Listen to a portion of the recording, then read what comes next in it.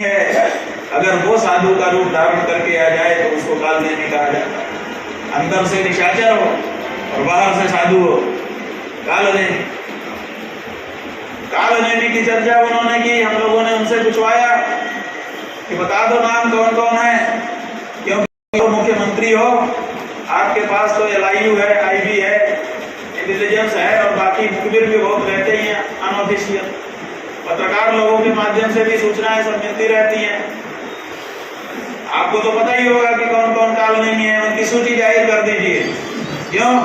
क्योंकि किसी भी समाज को स्वस्थ बनाए रखने के लिए उसके अंदर आई विकृति को दूर कर देना ही अच्छा होता है। अगर कोई कालनेमी हमारे समाज में आ गए हैं तो हम चाहेंगे कि उनको पहचाना जाए और उनको समाज से बहिष्कृत किया जाए। हम लोग उनसे बचना शुरू करें। बंधुओं, उन्होंने वक्तव्य तो दिया लेकिन बताया नहीं कि कौन कालनेमी है, इसीलिए फिर हम लोगों को पैमाना लगाना पड़ा, थर्मामीटर लगाना पड़ा, पहचान साफ करने के लिए पढ़ना पड़ा। निकल पड़ते हैं, देखते हैं कि कौन असली साधु है और कौन नकली साधु है, कौन असली हिंदू है और कौन नकली हिंदू है। अब इसकी पहचान बहुत जरूरी है। आज इसी समय विधर्मियों से, विदेश के आक्रमणकारियों से हमको खतरा था, ऐसा नहीं है कि नहीं था, हमने बहुत भोगा है, लेकिन आज वो परिस्थिति नहीं है। आज कोई विधर्मी हमसे खड़ा होकर के सीधी लड़ाई में नहीं लड़ रहा है। आज कोई आक्रमणकारी विदेश से आकर के हमारे साथ सीधे नहीं लड़ रहा है। आज अगर हमारे ऊपर खतरा है, हमारे बीच में घुले मिले इन्हीं कालनेमियों से खतरा है।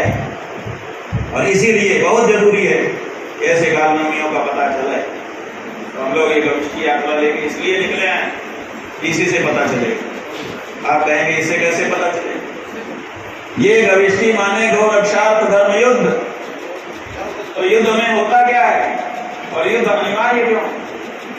आप समझ लीजिए, युद्ध बहुत अच्छी चीज है। युद्ध से बढ़िया कोई चीज नहीं हो सकती। ये जो कहा जाता है आपके देश में ये युद्ध का नहीं बुद्ध का देश है, ये गलत बात है। ये बुद्ध का देश नहीं, ये युद्ध का देश है। यहाँ सदा से युद्ध हुआ है और यहाँ के लोग युद्ध से घबराते नहीं है। युद्ध करने के लिए हर समय तत्पर रहते हैं। युद्ध से क्या लाभ होता है? तो आप समझिए कि सबसे बड़ा लाभ तो यही होता है कि जब लाइन खींच जाती है युद्ध के लिए, बिना लाइन खींचे युद्ध नहीं होता। लाइन खींचती है और लाइन खींचते ही तय हो जाता है कि कौन इधर है और कौन उधर है, कौन असली है और कौन नकली है। असली एक साथ हो जाएंगे, नकली एक साथ हो जाएंगे। कम से कम ये विभाजन तो हो जाता है, साफ दिख तो जाता है कि कौन किधर। और यही तो हुआ था जब धार्मिक और अधार्मिक लोग घुल मिल गए, तब भगवान ने महाभारत का युद्ध करा। महाभारत का युद्ध कोई विदेशियों से थोड़े हुआ था। महाभारत का युद्ध एक ही परिवार के लोगों से हुआ था। क्यों हुआ था? भगवान को केवल ये दिखाना था उस युद्ध के माध्यम से, देखो ये परिवार एक ही है, सब एक ही लोग हैं, लेकिन इनमें कितने धार्मिक हैं और कितने अधार्मिक। इसलिए भाई लाइन करके खड़ा कर दिया, बोलो भाई कौन किधर जाता है, अपना छोड़ो। तो जो अधार्मिक थे वो दुर्योधन के साथ चले गए और जो धार्मिक थे वो अर्जुन के साथ चले गए। फिर युद्ध हुआ। और युद्ध में क्या हुआ? युद्ध में ये हुआ, सबसे पहला काम तो स्पष्ट हो गया और दूसरा काम ये हुआ कि ये पता चल गया कि धर्म के पक्ष में कम लोग होते, अधर्म के पक्ष में ज्यादा होते।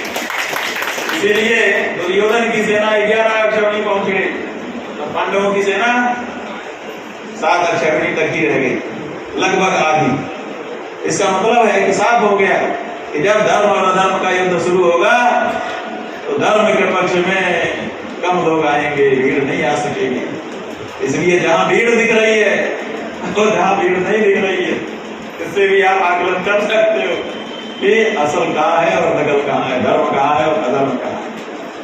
कुछ आप लोगों को साथ होने लगा होगा, आइडिया मिलने लगा होगा, मिल रहा है कि नहीं? और बंधुओं, जब ये युद्ध शुरू होने वाला था उसी समय भगवान व्रत लेकर के बीच में गए देख लो।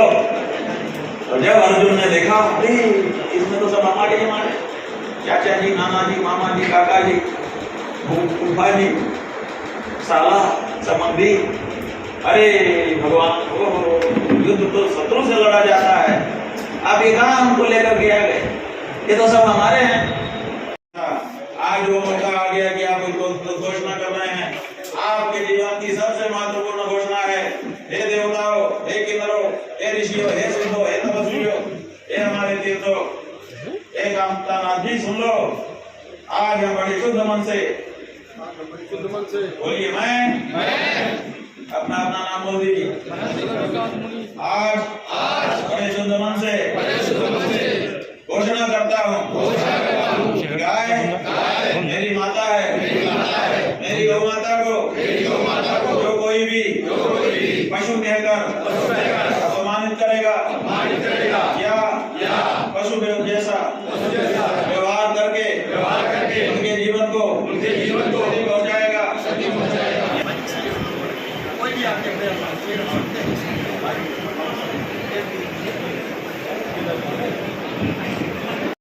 सबके हाथ उठ गए, अब साफ हो गया। ये जो समाज है, जो यहाँ पर बैठा हुआ है, ये गाय को मां